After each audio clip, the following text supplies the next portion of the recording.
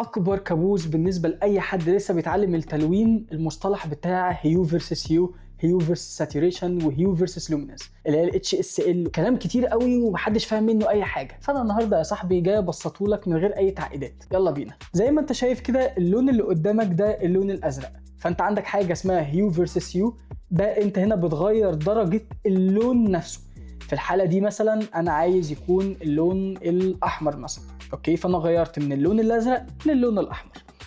الهيو فيرسس ساتوريشن درجه تشبع اللون نفسه. هل الاحمر ده احمر فاقع ولا احمر داكن زي كده؟ لو انا قللت الساتوريشن طبعا ده بيرجع كانه لمرحله الصفر، كانه اللون الجراي بدون اي لون. فانا كل ما بخلي اللون ساتوريتد اكتر كل ما بيكون مشبع وفاقع اكتر وبيوجع للعين، فما تعملوش. تمام، لازم اخليه بشكل كده انت وذوقك يعني زي ما تحب.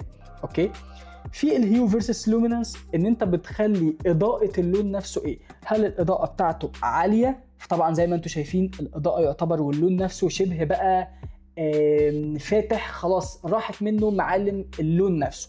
او هخليه بشكل داكن باين ان هو شبه اللون الداكن بتاع الدم. كل ده انت مش فاهمه ليه؟ علشان انت كنت بتزوغ من حصه الرسم.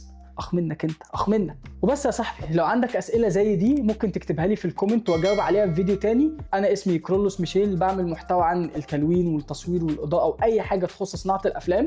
فما تنساش تعمل لايك وشير وسبسكرايب. اشوفك الفيديو الجاي.